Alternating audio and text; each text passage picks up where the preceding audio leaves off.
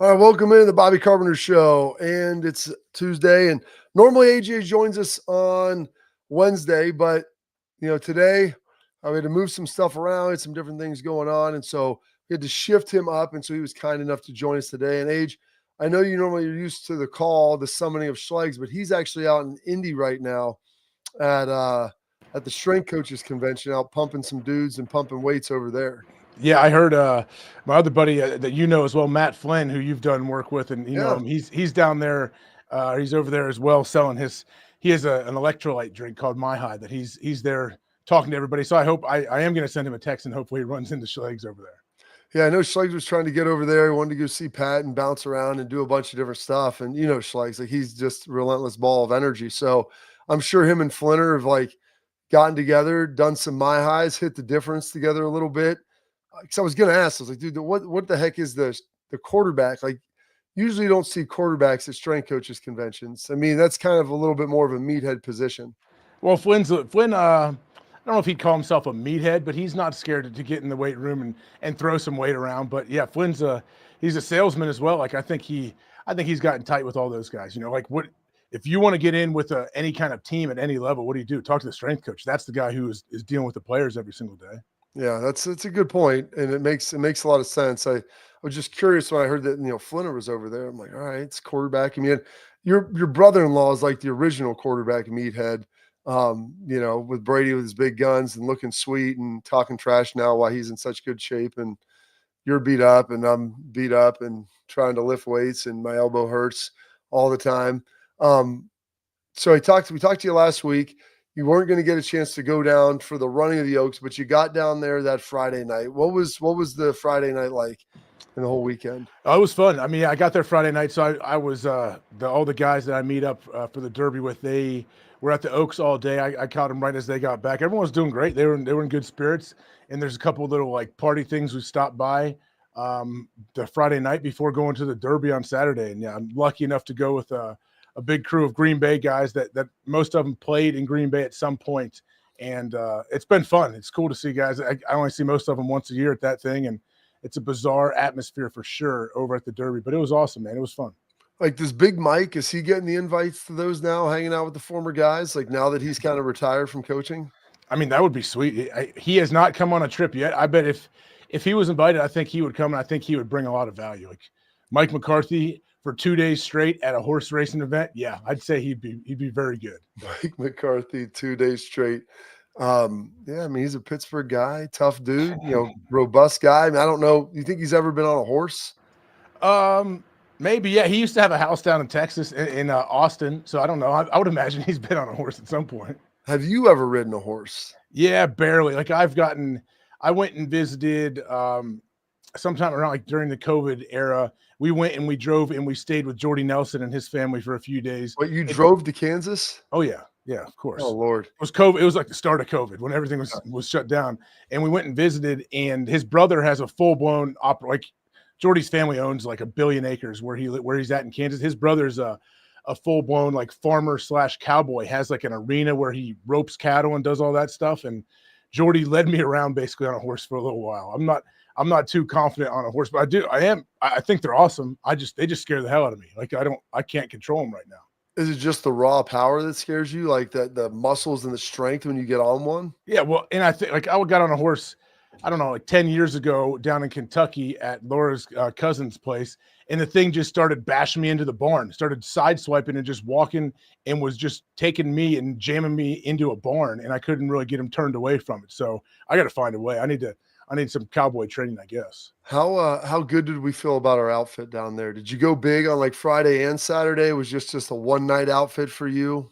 No, Friday they call it black tie, the party thing we go to. So that's just basic black suit and shirt. Like I look like I'm a waiter. Now you just put like a tie on it. Well, no, like white shirt, black jacket, black pants. So I basically look I'm the maitre d', or I'm the guy checking you in at the front. I feel like I'm one of the waiters maybe at the party and how I was dressed.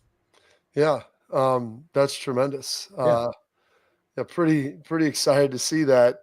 And one other thing that was going there, your boy Pat, I know Aaron always goes, and is Aaron kind of the ringleader? Does he kind of get all that set up? Is that his whole deal? Yeah, he's been going for, man, I don't know, 15, 20 years almost now, I think. So he's the guy. Yeah, I mean, of course, he's the one that secures the tickets and the good spot out there and sets everything up. So we just get to come along for the ride and enjoy the weekend.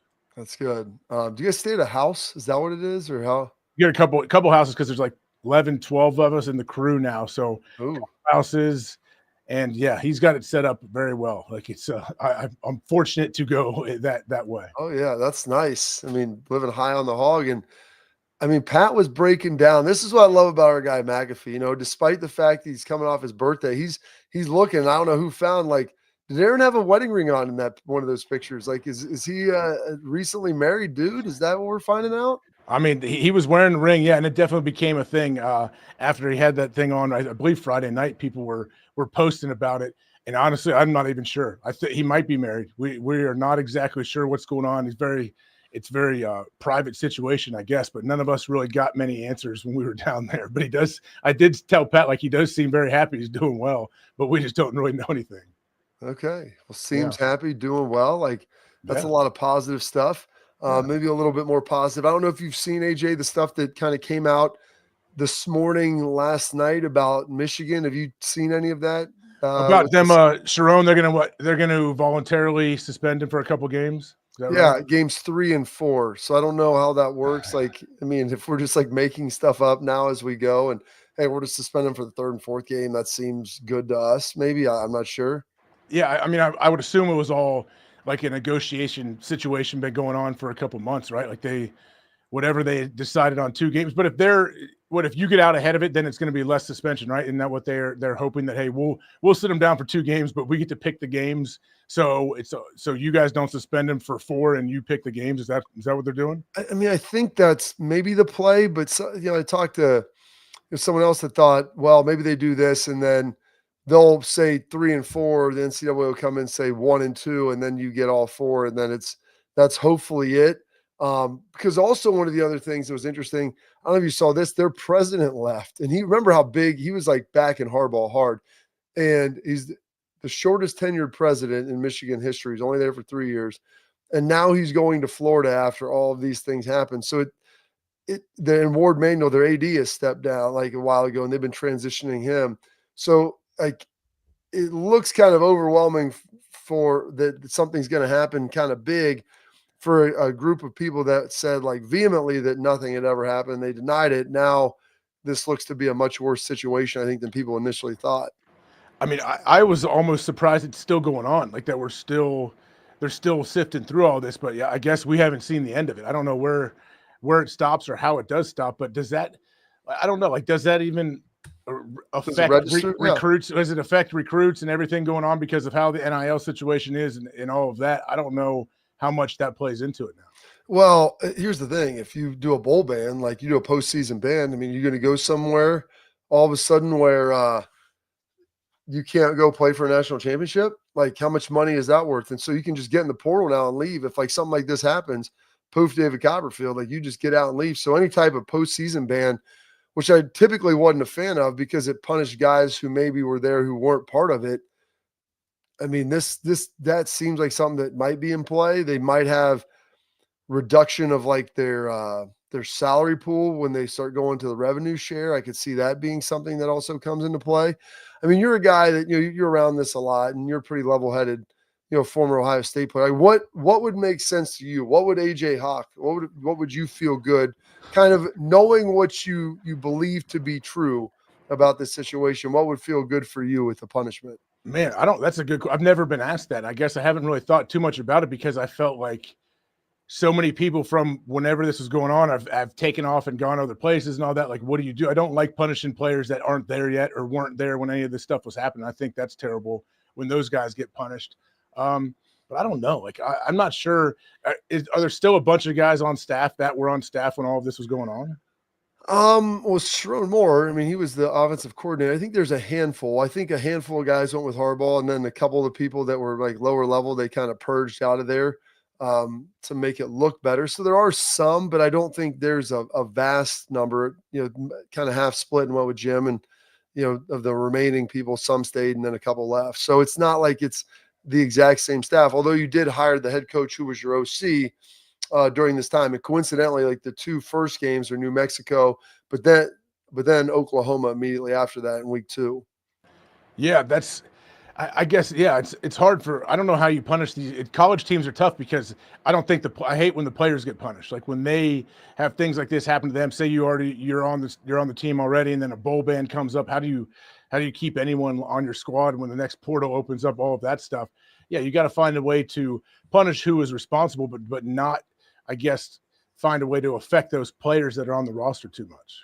Yeah, it's going to be funny because I know you look at that kind of like a normal college football fan. That's the way I try to look at it. Like you watch the games being played, you watch them win, you watch them win a national championship. You've watched them beat Ohio State, and whether they're getting help or not with that, okay, you can't take away those memories, and the trophy's still in the trophy case. And even if they vacate, it's like, okay, what does that really mean?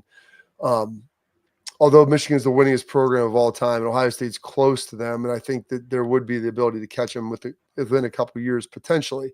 But like that's all, neither here nor there.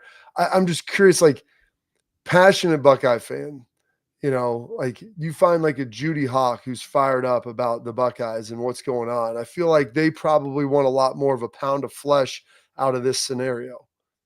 Yeah, you're right. I mean, people absolutely do, but I guess for me, like hey, the game's already happened. Like it's already played out on the field, and whatever the impact was or was not, like the results are there. So you can't go back and change time. So that's why I have a hard time with it. Like they play the games on the field. It happened. Whoever won, they did whatever. I guess help they may have gotten. It's the game's already played. The guys in the field already took care of it. So you can't, when you go back and vacate stuff, it's like, all right, man, like they took Reggie Bush's Heisman away. Luckily they gave it back to him. But for me, like Reggie he won the Heisman that year. Doesn't matter. Like that's how I look at it. All right. So there's one other thing. We'll kind of move on from that because there's one other big issue. It's funny because it's another guy in the Big Ten going to the NFL. And when you got to Green Bay, did you pick 50? Did they just give you 50? How did that work? They had a couple. They told me the couple numbers that were open. Like you could wear 50s or 90s at the time, and they told me a couple numbers in the 50s that were open, and 50 happened to be open. I said, yeah, that sounds good to me. Boom, I'll take it. So what's interesting is Abdul Carter, Penn State, defensive end, going to the Giants. Wore number 11 in college. That's kind of like one of their big deals. Oh goodness, who wore it with us when we were there? Oh gosh, he was a little bit older. I can't think of his name right now. He played for the Giants as well and Washington. Levant or not Tom Lee. No, not Tom Ali. Tom is our age. LeVar Arrington. Arrington, I believe, wore 11. Then you saw Micah Parsons wear 11, and now he's wearing it again with Dallas because they've changed all the rules of what you can wear. And so Abdul Carter goes to the Giants. Wanted to wear 11 initially. And Phil Simms apparently said, he goes, I thought I was okay. My family outvoted me. And then, so he's not going to be able to wear 11. Then he moves on like, all right, 56 is open. 56 is also retired. It's Lawrence Taylor. I like Phil Simms. I like him. I think he was a really good quarterback for the Giants. I loved the Giants growing up because of my dad. But like Lawrence Taylor, I mean, he's in the conversation for like one of the greatest football players of all time. Like, I don't know if you're putting Phil Simms in that conversation. Lawrence Taylor revolutionized the game. So he goes to Lawrence, and Lawrence is like, hell no, go build your own legacy with your own number. Like, where do we feel about how those guys acted with this and the opening of retired numbers? Do you even ask? Like, how does that all work in your mind? I mean, for Abdul Carter to ask LT, that's a bold ask, I would say, for sure, because we know like how LT is viewed in the NFL, from coaches to every player to everything, like what the guy did. You're right, he changed the game. So the fact that you ask, I give him credit for asking, like, hey, all you can do is say no.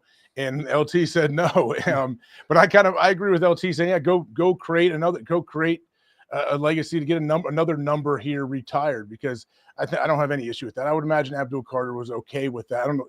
Do we know his number yet? Has he come out? No, I mean, he got shot down, AJ. Like, listen, man, he's probably a little gun shy. I mean, if I go to a bar and I try to pick the 2 best looking girls out there, and then you get bam, bam, shot down right away. One of them gives you an excuse like, yeah, my family said you can't do this. And then at least LT was like, hell no, like get your own number and then make that thing great. Which, and he also, LT did say this. He's like, I don't want the pressure associated with that, you having that early on in your career, which I think there is some respect, but also like, I'm not just going to give up my number. Like when you asked the Harley family to wear 47, like how did that play out for you? That is what's funny about that. So yeah, when we came into Ohio State, they gave us like a sheet and they said write your top three, like your top three numbers that you would like if it's possible. And I wrote down three numbers. 47 was not one of those numbers, and they gave me 47, and I didn't care. I was like, all right, cool, I'm on the team. They gave me a jersey, and I instantly thought, hey, I'm a big John Lynch fan. John Lynch was a unbelievable Hall of Fame safety wearing 47, so I said, this is cool with me. But then what was weird is the number did get retired, I believe, our junior year. And I remember asking, I'm like, hey, so do I got to change numbers for my senior year? I got to change numbers once they retire this during our junior year. And they said, no, you're fine because you already have it on. So you kind of grandfathered in. But yeah, I wondered for a second if I needed to change at the moment. But no, I wouldn't have fought it. If they would have made me change, I would have changed, midway. You could have changed it from first half to second half. If they retired his number like at halftime of one of those games, they could have given me 47 in the first half and then something else in the second. Well, because I was like you, I don't know what number. I was 13 in high school, and obviously, I don't know if I've ever told this story. So Maurice Claret was coming in wearing 13. Yeah. And so like, all right, man, like this dude's all everything. Like I may think that I'm pretty good, but I ain't this guy. He's on the cover of USA Today and all that stuff. And this was back before they did a lot of double numbers. And so he wore 13 in the spring. And then Harlan Jacobs, who was our safety, one of our corners, wore 13 as well. And I remember Steve Snap going up to him, AJ, and was like, hey, at the end of the spring, maybe it was during training, like before training camp, because, we were there working out in the summer. And maybe it was then. He goes, hey, what number are you going to wear? And he goes, well, I'm 13. He's like, well, Harlan's 13, and he's going to play and whatever. And he goes, they'll remember my 13 over his. and like, he just walked away. I'm like, oh man, oh damn. Like that's a power move right there. But part of it I never wanted to change even after that when stuff opened up, because your locker when we played was correlated to your number, your positioning. Like we had such a good like corner, and I had a corner locker. I was like, 42 is fine, man. Like this is great to me, and it feels good. You were right down the way, and like we had like a nice little squad right there. Oh yeah, I'm with you. Once we got set up in that nice spot in the locker room, it's such like what a great fun spot. And it's funny how your whole college experience is crafted almost around where your locker is. If you think about like the different neighborhoods you can have in the locker room and how each place, like some places are a lot more rowdy than others. Some places like guys, I think you naturally like fall in and you all become like your own little unit inside the locker room, which is awesome because obviously you're all together as a team, but you have like your little spots. And you're right, we had an awesome spot back there. I wouldn't have wanted to move. I'm glad they never asked me to.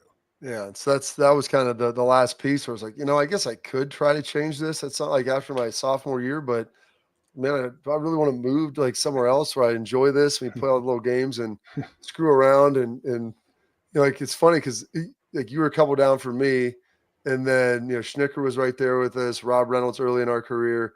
And then like Schlegs and Doug were right beside each other, 50 and 51. So we had like a nice little cluster of guys. It was a heck of a lot of fun to be able to do that. But I always find this like crazy because, remember Andy Katzenmoyer wore 45 that was like unofficially retired for Archie. And then Cody Hilliard wore 47 again. Yeah. And I think he did ask the Harley family. I think I asked Rob about that. And, it was just kind of wild to see that all transpire. Because I think Rob was like, when you ask, it's a lose-lose for the family, unless you're Lawrence Taylor and you're like, forget about it. Like, I don't care.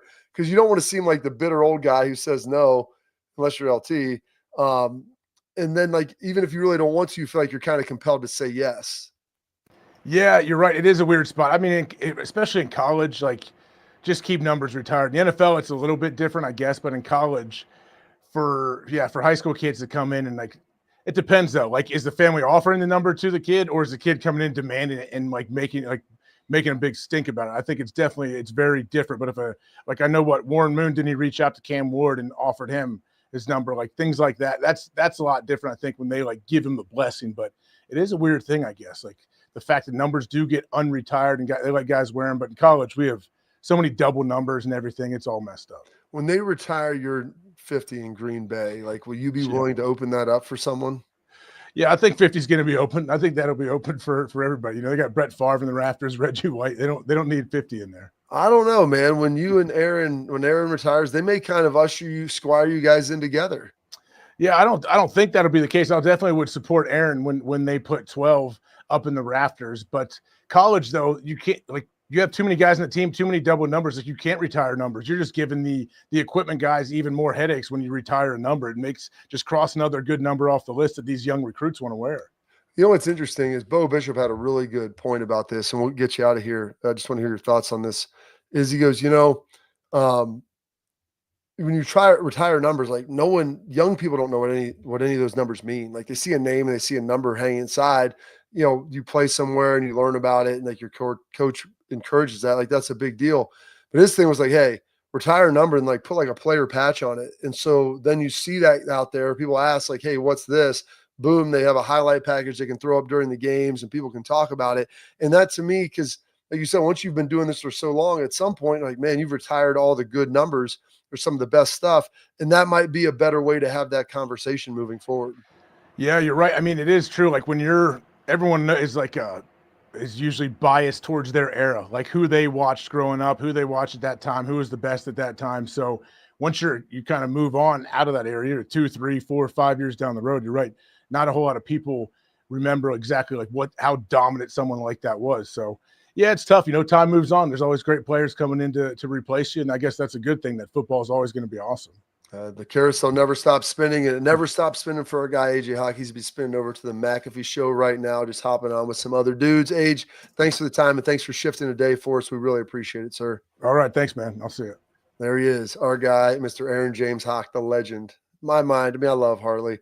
We got to play with Chick Harley's nephew, Rob. Great nephew with us. But AJ, 47, doing some great things in that. I want to tell you about this. Parents and athletes, protect what matters most with Export mouth guards, trusted by professional athletes, designed by NHL team dentists. Export mouth guards are scientifically tested to help absorb those high-impact hits, protecting both your teeth and your brain. Export mouth guards feature 3 layers of advanced protection, including a patented use of carbon fiber. They custom 3D print that thing right to your grill. That means more protection, better performance, max comfort, clear communication, so you can focus on your game, not on your gear. Do not take chances with your safety. Visit exportguards.com/Bobby and save 15% on your order. Export, protect what matters most, just like AJ with those pearly whites. And speaking of numbers, there's a couple legendary ones at Ohio State that are still active out there. We're going to break one of them down here next on the Bobby Carpenter Show.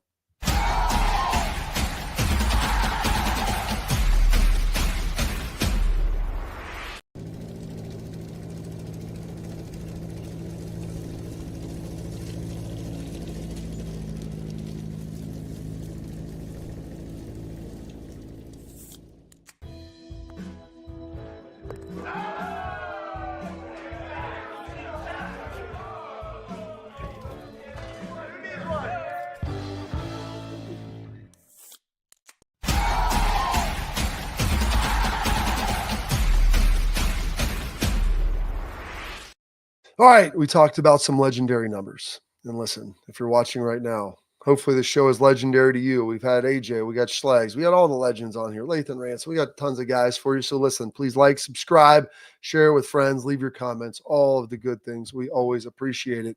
And there's one number that is legendary to Ohio State. And I saw this pop up in my little social media feed. And anytime I see this stuff, I'm always here for good content.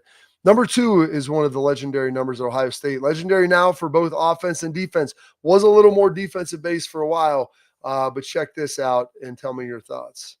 Football teams with historically great jersey numbers. This is part 2, Ohio State in the number 2. On the offensive side of the ball, you have Chris Carter, one of the best receivers ever, all Big Ten, All-American, NFL Hall of Famer. Terrell Pryor, 3-0 against Michigan, won big bowl games and broke records. J.K. Dobbins put up monster numbers in 2019, over 2,000 rushing yards and over 20 rushing touchdowns. Chris Olave broke the receiving touchdown record and was a first-round pick. Emeka Egbuka, also a record holder and a first-round pick. And then on the other side of the ball, this list continues. Mike Doss, 3-time Two-time All Big Ten safety, three-time All-American, national champ, and Super Bowl champ. Malcolm Jenkins, All-American, All-Pro, Super Bowl champ. Ryan Shazier, All-American and a Pro Bowler. Marshawn Lattimore, first-team All Big Ten, Rookie of the Year, Pro Bowler. Chase Young, Heisman finalist, one of the most dominant Ohio State players ever, 27 sacks in 2 years. Caleb Downs, All-American, national champ, and a future first-round pick. There aren't a ton of other college football programs that can also point to having so much success and star power on both sides of the football. The Ohio State number 2 jersey is almost turning into, if you're going to wear that number, you're going to be a really good player. College. You love it. And, defensively was always that, Mike Doss wore it, Malcolm Jenkins wore it right after him. Then you get into the Chase Young, and I forgot, Chris Carter wore number 2 at Ohio State, and then obviously you see Terrell Pryor wearing it, J.K. Dobbins, who I thought looked great in the number 2. But there's a lot of history, and a lot of that's more of the recent history. Chris Carter is kind of one of the few dudes that you went back for a while to go see it for a long time. That number 7 was on that side. If you start looking at, I believe Joe Germain wore number 7, and then my goodness, Derek Ross wore it. You go back even further into the 70s and 80s, and I know I'm missing guys and butchering all of this. But then obviously Ted Ginn, Jordan Hancock wore it most recently, and there's been a lot of really talented players to wear that number 7 for a number of years. And so those are like 2 of the iconic numbers that you always look at. And so you don't own your jersey, you just rent it. You don't own your locker, you just rent it. And you feel like it's yours when you're there. But hey, I've always been a big advocate of pushing forward to the next guy. Just respect it. And one of the things Tress used to do, which was so awesome with us, is he had all the players that were all Big Ten that wore that number. And I think it was in my junior year, they hung it in your locker. And so every day when you strap up your helmet and you put your shoulder pads on and do all that, like you would have an understanding of, the guys that wore, like Paul Warfield wore number 42. I mean, I knew who Paul Warfield was, but I probably wouldn't have remembered that he wore 42. And, as good as he was at Ohio State, he was an NFL Hall of Famer with the Browns and the Dolphins. Phenomenal player. And I got a chance to meet Paul Warfield. I want to say, I don't know if I was still playing at Ohio State, maybe early NFL, and he was back, and he had his grandkids there. And I asked, and I introduced himself, and I looked at him. And Paul Warfield, said the great number 42. And I remember looking at him and going like, how'd I do? He's like, you did all right. You did all right. And that meant a lot to me to understand like how much like that he knew that. And maybe I don't even know if I asked him. And he's like, hey, you repped it well or something like that. But it was, his blessing of saying, hey, great job. Like Ray Griffin wore it before I did at Ohio State. And so I've always kind of followed that. I believe Andrew Sweat had worn it after me. And so there's always like a little sense of pride with that. And especially when you have a guy like Paul Warfield. So it's Paul Warfield, all Big Ten, like all American, and then NFL Hall of Fame. Like that was all like beside it. And those things were all there. So it was a full day's work. It was tremendous. And I was excited about it. And so like, that's the numbers, like it matters a little bit. And so when you're at Ohio State and you've got some great history behind some of these phenomenal numbers and everything that they mean and what you get to wear and what you represent, because it's not really yours. Like you're the name on the back that you're representing with your family and everything that means. And then also the fact that you're representing all of the players who have worn that before you, and you get some great ones that have worn it. All you really want to do is help them elevate the greatness of that jersey and keep that standard that they set up high and running well. I think Corny Green also was number 7 as a quarterback for Archie, an all Big Ten player. I think he won a silver football as well. So some more history behind that. So yeah, a little history lesson there, and hopefully everybody enjoyed those things. All right, coming next, I think Schlegs, we're going to pull him out of the Strength Coaches Convention. He's going to be popping on here with us. Who knows, maybe from a courtyard somewhere. So stay locked in here on the Bobby Carpenter Show to check him out.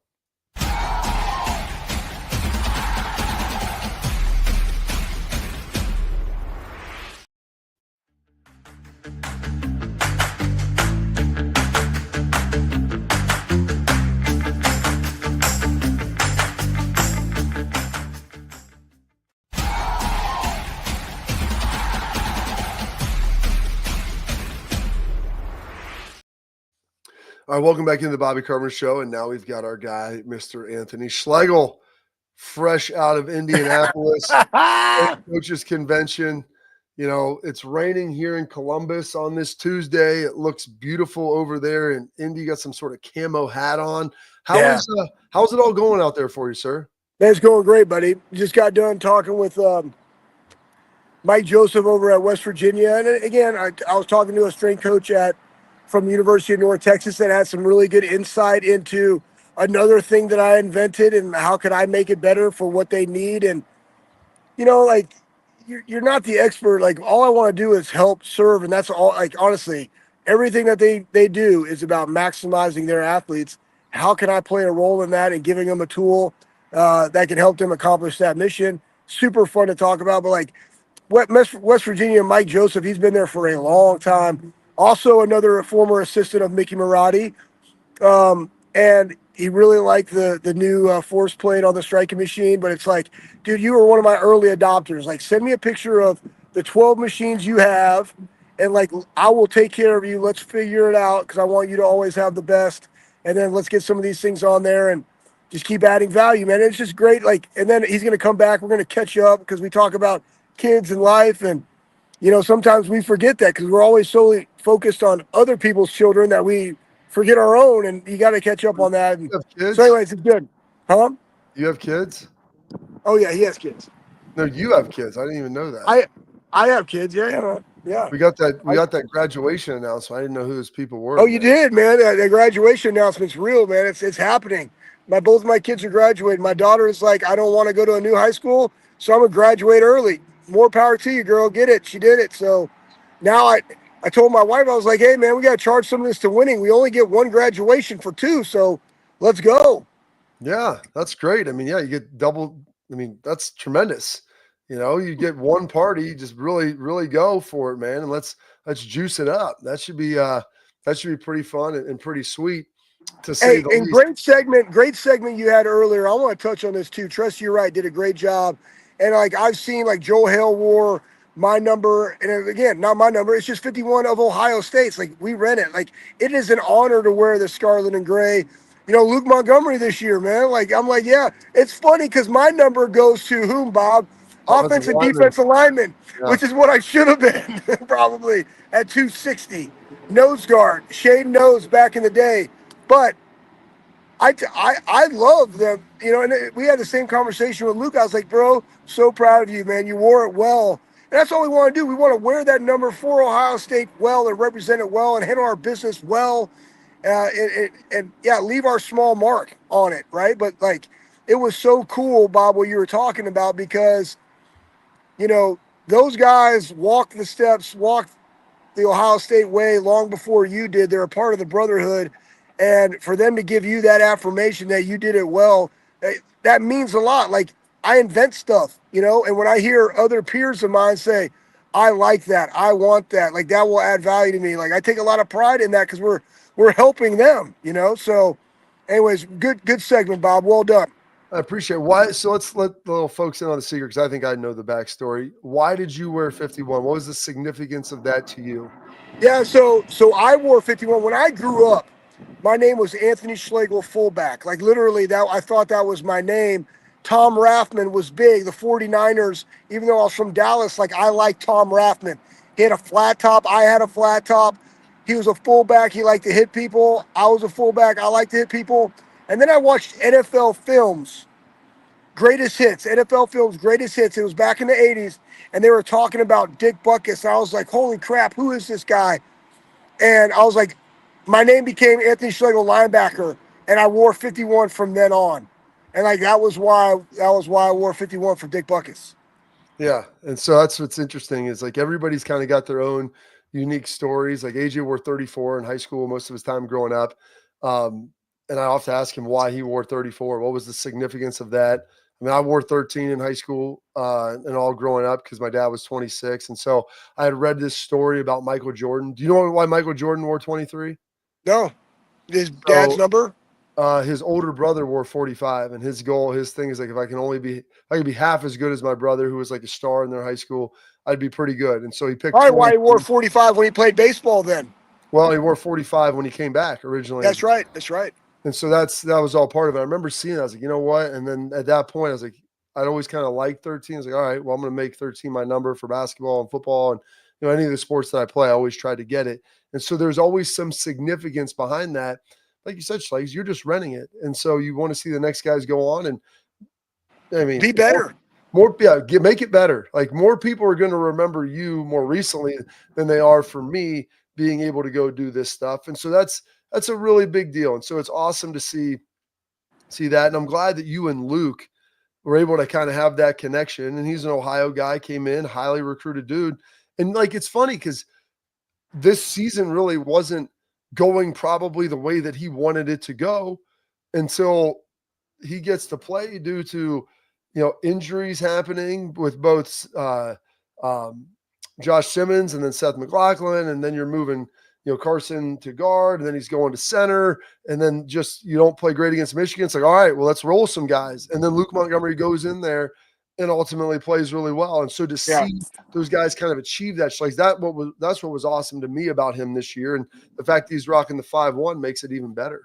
Yeah, for sure. And, like you also, because of where we are, Bob, and our life and our age, like we get to go back and like really good human, like really good teammate, could be discouraged, but he stuck with it. And when he got his opportunity, when called upon, he responded when the Buckeyes needed him the most. And like, I'm proud of you for that, bro. Like, be a good human. Like, I love it, man. It's great that we are fortunate enough to have a university where we can still go back and have a relationship with the younger guys. And that's the brotherhood that is Ohio State. Absolutely. And it's tremendous to see. Before we get you out of here, Schlegs, I know you got a lot going on. The Michigan penalties broke last night, a little bit this morning of what they're going to do. They're reportedly going to meet with the NCAA moving forward. If I would have said Anthony Schlegel, with what you know and what you believe to be true, I asked AJ this earlier, what do you think an appropriate penalty would be for this situation? What did they say? Who is they? Of what happened? What did AJ say? What did Austin? What are people saying? Well, what's Austin's the appropriate? Be on tomorrow with us. AJ, okay. He kind of danced around some nonsense. I don't know if he really gave an answer, to tell you the truth. He was talking about a little bit of like if you do a bowl ban, postseason, like how that would be crippling to them. How a lot of Ohio State fans want like a ultra pound of flesh with this. Maybe the coaching suspensions work, and some of it was like AJ was asking how many guys are still there from when all this transpired. And I'm like, some guys went with Jim. Sharon Moore's there. There are a couple of coaches that are still remaining.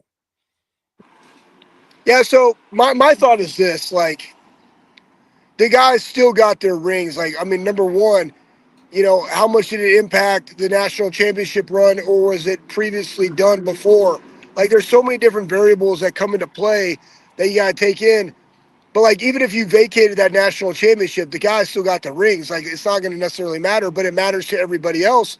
So that could be a potential. The crippling thing would be the loss of scholarships and the revenue share of the Big Ten and the revenue share of the bowl games. Like, if you're going to hit them in the pocketbooks, hit it in their wallet.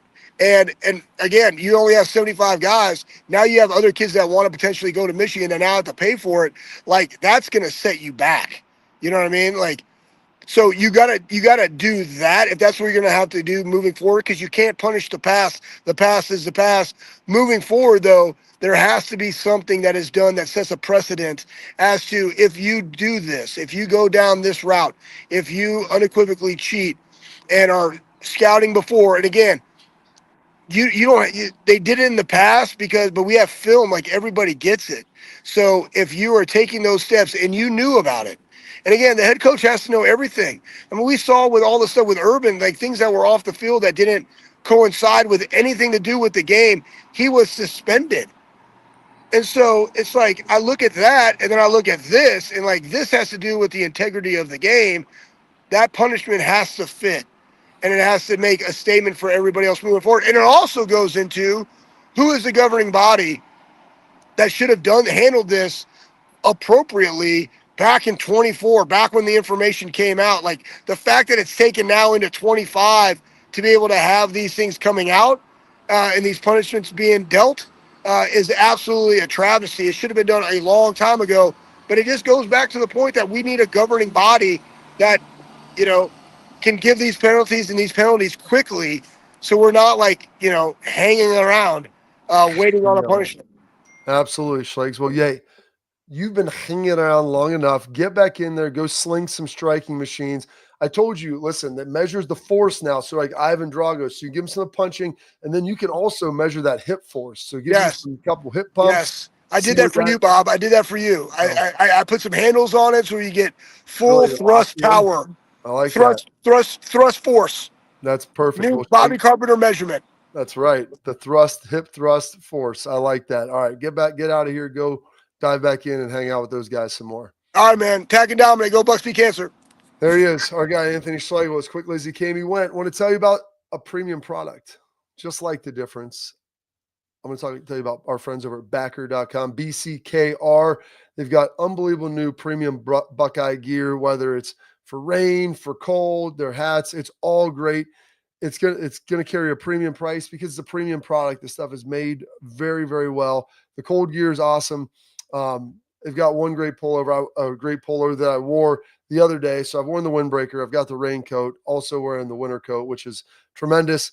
It feels good. It's like that elite hunting, fishing, golfing attire, the skiing attire, the stuff that you pay a little more for. Now you got all the Ohio State branding all over it. It's going to check the boxes. It's going to last longer. It's going to have more features. It's going to do what you need to do. Plus, when you buy it at Backer.com, BCKR.com, portion that's going to go back to Ohio State student athletes. So you're also helping fund that and helping do your part with the NIL.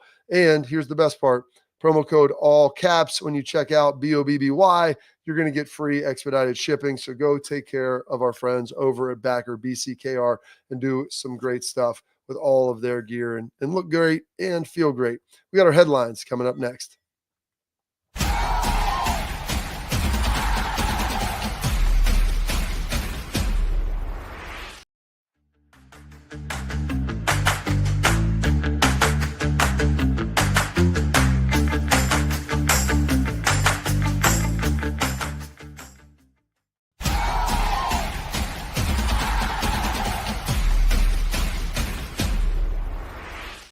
All right, welcome back into the Bobby Carpenter Show, and please like, subscribe, leave your comments, questions, all of your things. We really appreciate it here as you continue to follow. We continue to grow this thing throughout the season.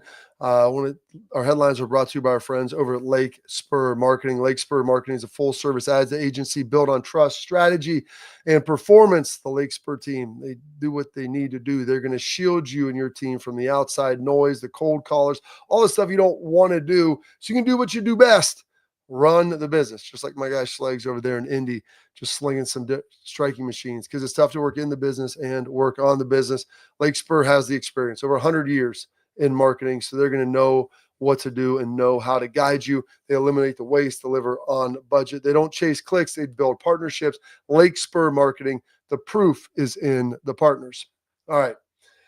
Buckeyes get drafted everywhere. And there's certain teams that have started to go heavy on Buckeyes. The Saints were a team that had done that for a long time. I know they've been trying to get some more. There's a couple other teams in the NFL that have really clustered Ohio State Buckeyes. But there's one that this year have gone in big the last couple of years. And we start talking about the Buckeye Cardinals, if you will, the Ohio State Cardinals. And so we can scroll across and look at this lineup. Marvin Harrison, taking him a top 5 a while ago. Then you've got Paris Johnson, drafted him extremely high 2 years before that, and he's been playing really well out of tackle for them. Then we look at they didn't draft Baron Browning, but they ultimately trade for him or signed him from Denver, and I think Denver traded for him, and then maybe they re-upped him. And he had the comment, why didn't you pursue free agencies? Like, if you're already dating the hottest girl, why are you going to go look for someone else or the best looking girl? And so Baron Browning is there, who's really been thriving. They just brought in our guy who's a friend of the program, Cody Simon, incredibly smart, waited his turn, grade A, elite human being, like very similar. We got our guy Lathan in the background. They're like the same dude, just one playing linebacker, one playing safety. Then they bring in Denzel Burke. I think they got for a steal in the 7th round. And people will talk, he lasted that long, all this other stuff. He had some rough games, but when he's on, he's really good, and he's a competitive son of a gun. He's an Arizona guy. And so him going out there, I know that he's going to go out there and play well, especially when he's been surrounded with all those guys. And he's one of the few guys out there who has gone toe-to-toe against Marv, for a number of years already. And so he's got that experience of having to battle against Marv when he was a young player. And then they also signed Josh Fryer out there at tackle to come in. And I don't know if he'll be playing guard or tackle for them, but it wouldn't surprise me if he makes the team as an undrafted free agent for what he's bringing to the table. But those are our headlines there. The Arizona Buckeyes, my goodness, was that 6-7 guys they've got out there now. And I think most of those guys will be on the roster this upcoming season, if not all of them. And there's a reason. You want to bring in winners, bring in guys that are pros that do it the right way so you don't have to babysit them. And that is our headlines, brought to you by Lake Spur Marketing. All right, coming up next, we've got our tailgate talk brought to you by our friends over at Real Truck. Let's get some questions fired in the chat. We've got a lot of discussion. I'll answer some of those, and then we'll get you out of here on this wonderful Tuesday.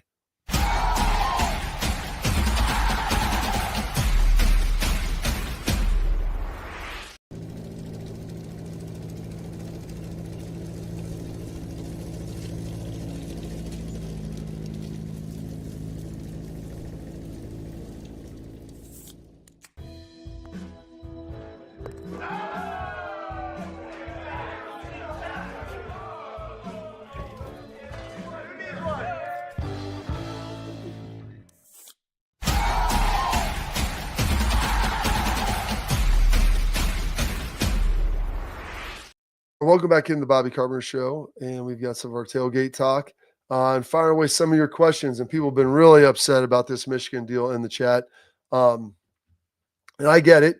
Mantis MD, the players will inevitably get caught in the crosshairs of the NCAA punishment, and the ones responsible who are telling them it was nothing are the ones whose fault it is. And some of the players that were there probably knew a little bit. It's taken 2 years to adjudicate this thing. That's the main problem that everybody has with the NCAA, just the length of time when it comes to punishment and how ridiculous that can ultimately be.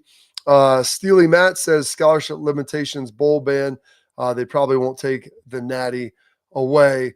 I agree with that, Steely Matt. I don't think taking away the Natty does anything anyway, at least not for me. And I don't even know if scholarship reductions. I think the better thing to do when you look at this for Michigan is to find a way, if once they get the House settlement done, and you're not going to be just having outside collectives pour money into guys in a pay-for-play scheme. You have to have legitimate NIL that will have to pass the smell test through a clearinghouse. We'll see if how that works. But they'll have their $20 million. And so, yeah, you can obviously limit some scholarships and have some reductions. But let's also limit the $20 million. Have a $5 million. They have to pay $5 million of their $20 million into fines every year for like a 2-year period. But then they don't have that money to be able to spend on players. To me, that's a much better punishment, because then you can't compensate them for anything. And if you want to do a 1-year bowl ban, okay, because guys, and postseason ban, because guys can transfer out at this point. And so they knew that when they were going there. They've asked the coaches lied to them. Well, it's on them, and the players will leave anyway. So I think that to me works a heck of a lot better than some of the other stuff that you could do. Vacating it, taking down banners. I mean, maybe, but we saw it. We watched it. I was at the games that they lost. I watched the games up there that they lost. Like, it's a lot. And I don't know if that really hits it the same way. And so if you want to do something of substance, inhibit the program from being able to spend money on players, because that is the name of the game right now, being able to compensate those guys moving forward. All right, that is it for our tailgate talk today. Coming up next, we got our parting thoughts as we wrap up the show.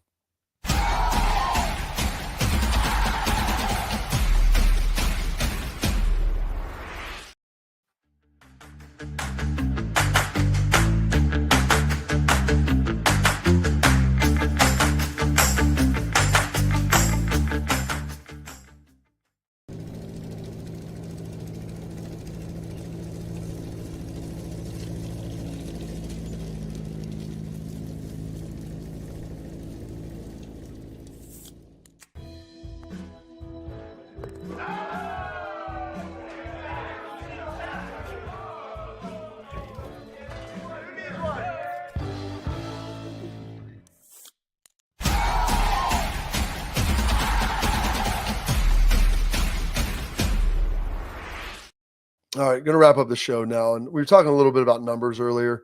Couple that I missed. I don't know how. Chris Gamble, number 7, very famous, very good.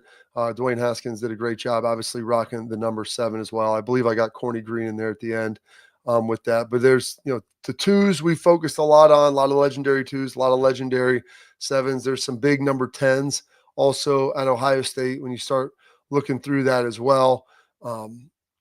And so, yeah, there's a couple of iconic numbers at different positions that have been very, very special throughout the years. And so just trying to remember that, like I said, and I touched on, I wore 13 because it was half of 26. That was my dad's number. I always thought if I could be half as good as my dad, I might be able to do something in the game of football. And so hopefully I was able to get as close to that as possible. And then at Ohio State, like I said, when I got a chance to meet Paul Warfield, and he gave the congratulations on job well done while you were wearing that uniform, it meant a hell of a lot to me because he's one of the GOATs to ultimately have that, and an unbelievable man as well. And someone threw in the chat that he went to Warren Harding, their dad or grandfather went to school with him, and just awesome guy and phenomenal player as well. That's it for this edition of the Bobby Carpenter Show. Big show tomorrow. We got Austin Ward coming on. He's got a big announcement for us. So stay tuned and locked in here, and we'll catch up with you tomorrow on the Bobby Carpenter Show.